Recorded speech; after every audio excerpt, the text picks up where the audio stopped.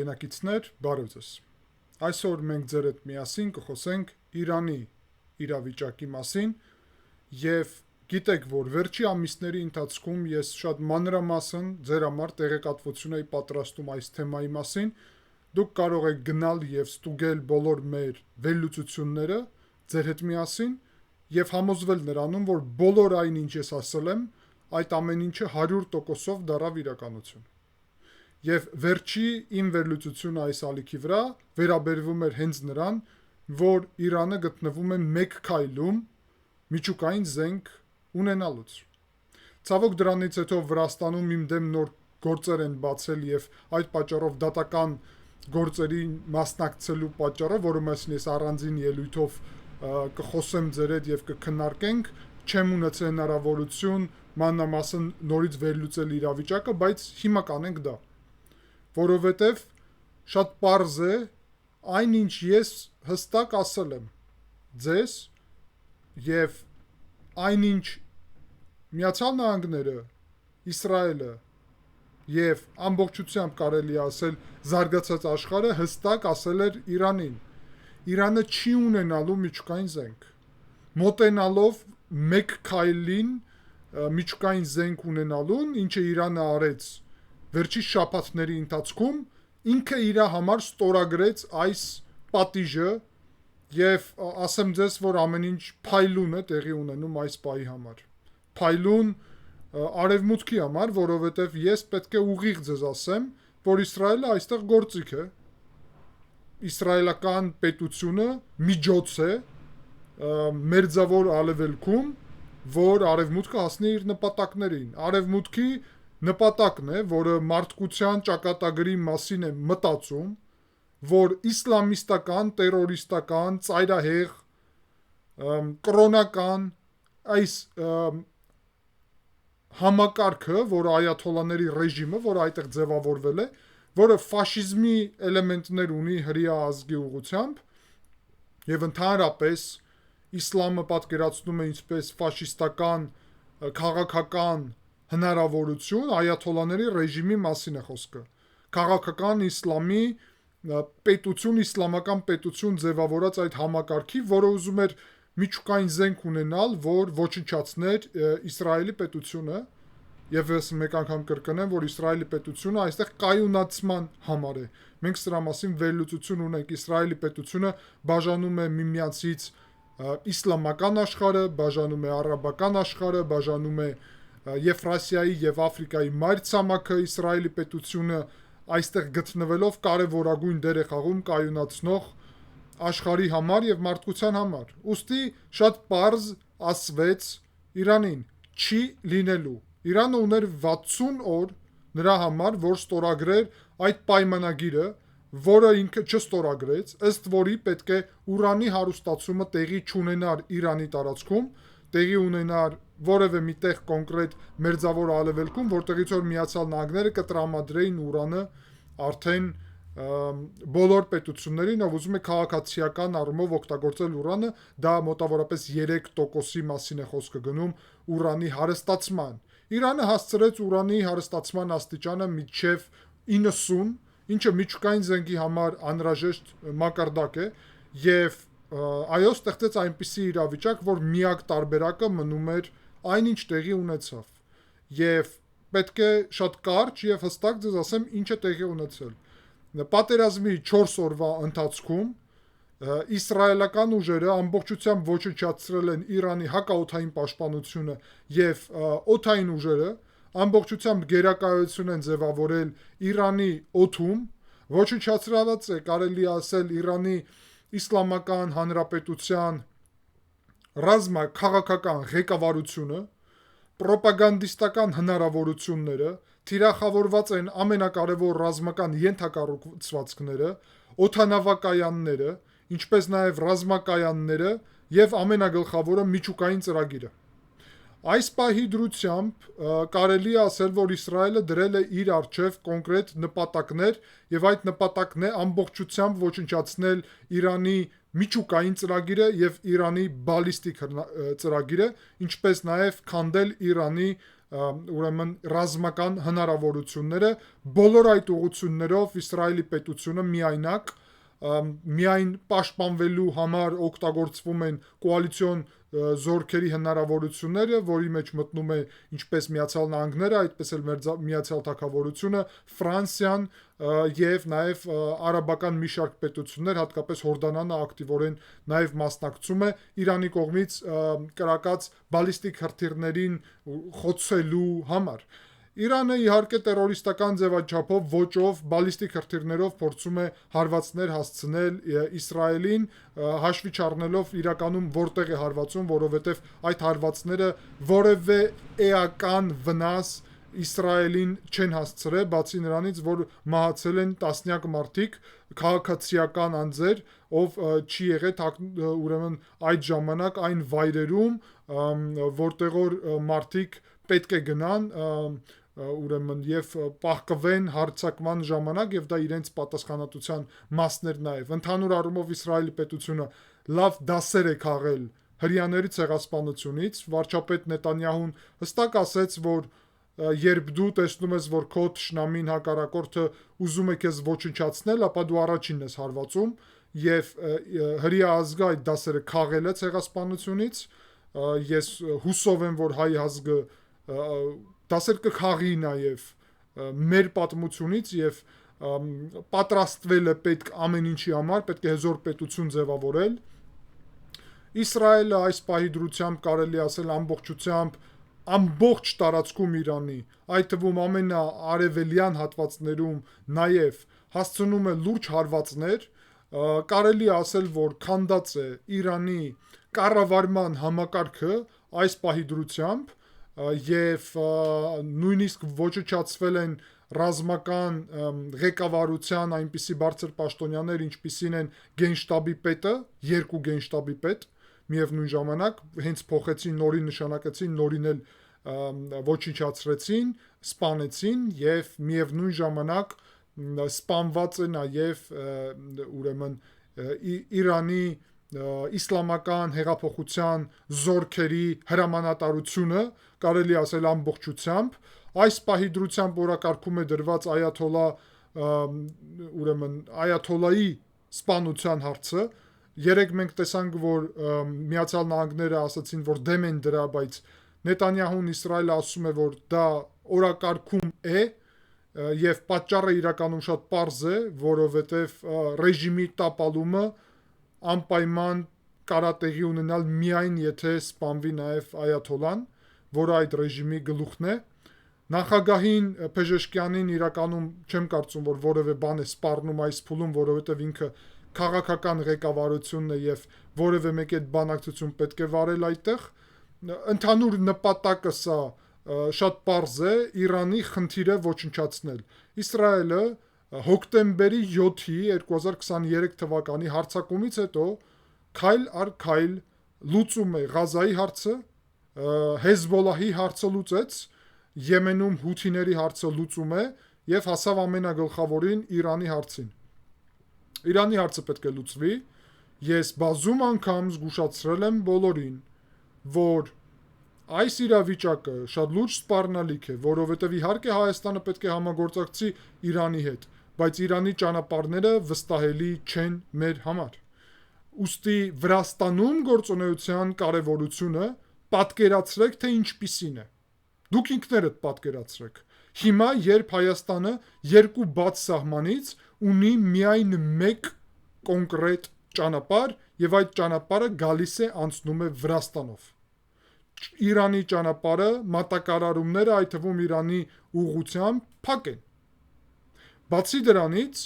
մենք տեսնում ենք, որ կա զարգացում հարավային Ադրբեջան թեզի ուղղությամբ,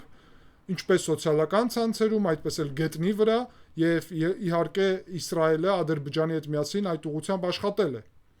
Կարևորը այն է, որ Միացյալ Նահանգները արեցին լուրջ քայլ եւ միջև այդ հարձակումը Իրանի վրա Nvidia-ն Միացյալ Նահանգների ամենախոշոր ուրեմն կորպորացիաներից մեկը կես միլիարդ դոլարի ներդրում հայտարարեց Հայաստան բարձր տեխնոլոգիական արհեստական բանականության ուղղությամբ, ինչը հայ ազգի համար, հայկական պետության համար կարևորագույն զարգացում է, որովհետև կարելի ասել ոչ ուղիղ անվտանգության երաշխիքներ է պարունակում, սրանով լուրջ մեսիջ ուղարկվեց Իլհամ Ալիևին, զուգահեռ այն մեսիջների, որի մասին մենք ձեր հետ խոսել ենք, եւ դա տեղի է ունեցել ուրեմն մայիսի 28-ին Ադրբեջանի անկախության օրը Նովրուզի ժամանակ երկու անգամ էլ Դոնալդ Տրամփը զգուշացրեց Ալիևին չհարձակվես Հայաստանի վրա։ Հիմա Ալիևը, ինչպես տեսնում եք, իրան հանգիստ է պահում եւ չի փորձում օգտագործել այս իրավիճակը Հայաստանի դեմ, չնայած նրա, որ Հայաստանում մարդիկ կան եւ գլուխ են բարձրացնում այս իրավիճակի մասին, մենք սրա մասին ձեր հետ առանձին կխոսենք։ Ուստի հարգելի հայրենակիցներ, այս պահի դրությամբ ստեղծվել է կարևորագույն իրավիճակ, որի դրությամբ առաջի հերթին աճել է Վրաստանի կարևորությունը Հայաստանի համար եւ ես նախազգուշացնում եի, որ հենց մեր պայքարն է Վրաստանում ամենակարևորը հիմա Վրաստան-Հայաստան ապագայի համար, դեպի Եվրոպա գնալու համար, Հայաստանի հետ կապը պահպանելու համար, Հայաստանի համար ճանապարհների համար, այդ թվում Վրաստանի հետ միասին դեպի Եվրոպա եւ Իրանի ուղղությունը մնում է շատ լուրջ խնդիրների տակ։ Այդ իսկ պատճառով այն պայքարը, որը մենք մղում ենք այստեղ Վրաստանում, որի ամենաակտիվ ներկայացուցիչը հայ համայնքից ես եմ, որովհետև ամբողջ հայ համայնքը մնացած ղեկավարությունին նկատի ունեմ, գտնվում է ռուսական սցենարի դաշտում, որի նպատակն է Հայաստանը դարձնել ռուսական մաս, այդ իրավիճակում մենք տեսնում ենք, որ ցավոք համակարգը Վրաստանի ռուսական իշխանությունները շարունակում են ինձ թիրախավորել, մենք առանձին ձեր հետ վերլուծությունում կխոսենք սրա մասին մանրամասն, բայց այստեղ ուզում եմ նաև կոչ անեմ ձեզ, որ շատ ակտիվ կարծում եմ, որ պետք է այստեղ լինի աջակցություն դեպի Վրաստան, դեպի վրաց-հայկական հարաբերություններ եւ կոնկրետ նաև աջակցություն այն ճնշման դեմ, որը իմ դեմ կիրառվում է։ Կլինեն սա բառերով, մեկնաբանություններով, այս վերլուծության տակ, թե ուրիշ վերլուծությունների տակ, թե Facebook-ում, թե կլինեն այն իրավիճակում, որ հիմա դատական գործը կոնկրետ ինձ պատրաստում էին փաստորեն կամ ձերբակալել կամ տուգանել, որոշել են նորից տուգանել եւ այս դեպքում 4000 լարիով են տուգանել, մոտ $1500 եւ մեկ տուգանքը նաեւ ուժի մեջ է, որի մասին ես ձեր հետ խոսել էի, սա $1800-ի 5000 լարի ամբողջությամբ տուգանքն է։ Մեկ 5000 լարի $1800 ես արդեն վճարել եմ։ Ուստի հիմա $3300 տուգանքներ են ինձ սպասում, երկու տուգանք, որը պետք է վճարեմ եւ ես չեմ համարում, որ սա իմ անձնական տուգանքներն է, համակարգը փորձում է ճնշում ցուցադրել նաև իմ վրա ռուսական համակարգը, որ այս պայքարում չլինեմ այդպես ակտիվ ներգրաված, որը համապատասխանում է Վրաստանի պետական շահերին եւ Հայաստանի շահերին նաև պետական շահերին եւ ես ուրախ եմ, որ Վրաստանի եւ Հայաստանի պետական շահերը համընկնում են, ուստի հարգելի հայրենակիցներ, ես դες կոչ եմ անում, դուք նաև հատկապես Սփյուռքը, հատկապես մեր հայությունը Վրաստանում, մեր բոլոր հայերը նկարագրությունում նշված միջոցի շնորհիվ, նույնիսկ փոքր չնչին ձեր ներդրումով, ես կարծում եմ, որ դուք կարող եք այդ թվում միասնություն ցույց տալ նրա, որ այս տուգանքները սա միայն իմ խնդիրը չի եւ ես չեմ համարում, որ սա իմ անձնական խնդիրն է, անձնական խնդիրների ուղղությամբ ես որևէ մեկից որևէ աջակցություն երբեք չեմ ակնկալում, բայց երբ գործը վերաբերվում է հանրային հարցին, ապա մենք պետք է ցույց տանք, որ մենք միասին ենք եւ թիկունքում, այո, բոլորս միմյանց պետք է կանգնենք եւ ես սպասում եմ, որ նաեւ դուք իմ թիկունքում կլինեք կանգնած, ինչպես ես առաջի դիրքերում, Վրաստանում կարելի ասել ամենաառաջի դիրքերում պայքարում եմ նրա համար, որ Իրանի թեմային վերադառնանք, որ Հայաստանը ունենա այլընտրանք, 4 հարևանից 2 ճանապարհ է բաց, Իրանի ճանապարհը կարելի ասել փակ է այս պահին։ Ավելին ասեմ, Հայաստանը կարող է ստիպված լինել Իրանի այդ ճանապարհը փակել, որովհետև կարա լինի շատ լուրջ հոսք Իրանի ուրեմն կողմից փախստականների, ինչը թույլ տալ չի կարելի, Հայաստանում դեմոգրաֆիական իրավիճակը չպետք է փոփոխություն կրի, ուստի մենք տեսնում ենք, հարգելի հայրենակիցներ, որ այստեղ լուրջ խնդիրներ են ձևավորվում եւ շատ կարեւոր է, որ մենք լինենք միասնական եւ շատ ճիշտ վերլուծություններ անենք, ուստի ավարտելով Իրանի թեմային եւ վերադառնալով հենց Իրանի թեմային, ես պետք է ասեմ, որ մոտակա օրերի ընթացքում ես կարծում եմ Միացյալ Նահանգները կմտնեն պատերազմի մեջ, որովհետեւ կա Ֆորդոյի միջուկային կենտրոնը, որը Իսրայելը չունի հնարավորություններ ոչնչացնի։ Եվ դա Օմի կողքը գտնվող կարևորագույն միջուկային կենտրոնն է, որը պետք է ոչնչացվի, որովհետև ամենալուրջ կենտրոնը դա է, մնացած բոլոր կենտրոնները միջուկային կարելի ասել առնվազն մասամբ Իսրայելը ոչնչացրել է եւ դա ամենակարևոր օրակարգային հարցն է, որովհետև մենք բոլորս հասկանում ենք, որ առաջինը Իսրայելը հիմա հասկանում է, որ Իրանը առաջինը չպետք է ունենա միջուկային զենք, ուստի միջուկային զենք իրանք կարան ձևավորել եւ կիրառել Իսրայելի դեմ։ Այդ խնդիրը իրականում կա։ Մեր հայրենակիցներին եմ դիմում Իսրայելում ապրող։ Գիտեցեք, որ կարող է Իրանը կիրառի միջուկային զենք։ Լուրջ վերաբերվեք տվյալներին նրա մասին, որ պետք է պահկվեք հատուկ վայրերում, երբ դրա մասին ձեզ պետությունը տեղեկացնում է, որովհետև կարա լինի նաև բալիստիկ հրթիռով միջուկային հարված։ Բացի դրանից պատրաստ եղեք այն պրոտոկոլի համար, որը հաշվի է առնում միջուկային հարձակումից հետո քայլերը, հատկապես դա նշանակում է, որ առաջի 24 ժամվա ընթացքում որևէ դեպքում դուք չպետք է լքեք այդ վայրը, որում պետք է պահկվեք հողի տակ։ Սա շատ կարևոր է։ Բացի դրանից մենք հասկանում ենք, որ կարա տեղի ունենա արդեն Իրանում էթնիկ փլուզում։ Մենք ձեր հետ բազում անգամ խոսել ենք ադրբեջանական կոմպոնենտի մասին եւ Իլհամ Ալիևը հիմա նաեւ սպասում է, ինչպես նաեւ Թուրքիան, նրան թե ինչպես կարող է օգտագործել այս հնարավորությունը, եթե Իրանը սկսի փլուզվել էթնիկ խմբերի, բալոչները առանձին, ազերիները առանձին, մենք ձեր հետ այս քարտեզը պատրաստել էինք, մենք ձեր հետ այս թեմաների մասին մանրամասն խոսել ենք։ Ես ուրախ եմ, որ շատերը ձեզանից կամ բոլորը, ով այդ ամեն ինչը դիտել է, հիմա կհամոզվի, որ այս ալիքում իմ եւ ձեր վերլուծությունները 100%-ով ճշմարիտ են, հորինված չեն, հիմնված են փաստերի վրա, այլ ոչ թե ցանկությունների, որովհետև ես տեսնում եմ հայկական վերլուծական դաշտում, այդ թվում հիմա եւ նախկինում էլ հորինված իրականություն։ Դա մեզ չի հետաքրքրում, այդպես չի կարելի վերլուծություն անել։ Վերլուծությունները փաստերի վրա են հիմնված, իրականությունի, իրողությունների վրա։ Հիմա հաշվի առնելով այս իրողությունները, Հայաստանը բանակցություններ է վարում Թուրքիայի հետ, երեք արտաքին գործերի փոխնախարար Կոստանյանը այցով էր Անկարայում, որտեղ որ ինքը հանդիպել է Թուրքիայի գործընկերների հետ։ Ես համարում եմ սա կարևոր քայլ եւ հիմա արդեն տվյալներ կան նրա մասին, որ օրերս վարչապետ Փաշինյանը կայցելի Անկարա պաշտոնական այցով։ Սա շատ կարևոր է։ Ես ուզում եմ մենք էմոցիաները կողքի դնենք։ Հայաստանը այն իրավիճակում, որում գտնվում է, որտեղ որ Վրաստանի դերը դեռ պարզված չէ, Վրաստանում պայքարը շարունակվում է, Վրաստանը ռուսական ազդեցության տակ է, Հայաստանը ունի ճանապարհների խնդիր Վրաստանի հետ, գիտեք, խոսել ենք սրա մասին, այդ թվում լոգիստիկ ճանապարհների, այդ թվում էթնիկ ուղղությունով խնդիրներ, մի խոսքով դիտեք մեր ալիքի վրա բոլոր այդ վերլուծությունները եւ ավելի լավ կհասկանաք իրավիճակը։ Նաեւ կարող եք դիտել իմ վերլուծությունները վրացերենով եւ կտեսնեք, թե ինչ դինամիկայի մեջ եմ ներգրաված այստեղ։ Մյուս կողմից Իրանի ճանապարհը փակ է։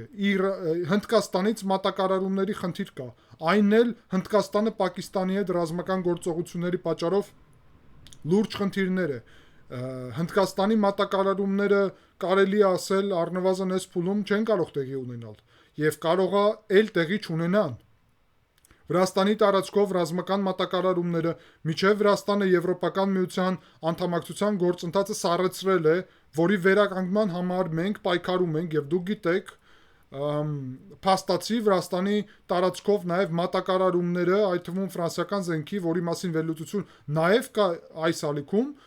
խոչընդոտված են։ Հայաստանը գտնվում է շատ նուրբ, բարդ իրավիճակում աշխարհաքաղաքական, որում Թուրքիայի եւ Ադրբեջանի հետ պետք է ունենանք խաղաղություն եւ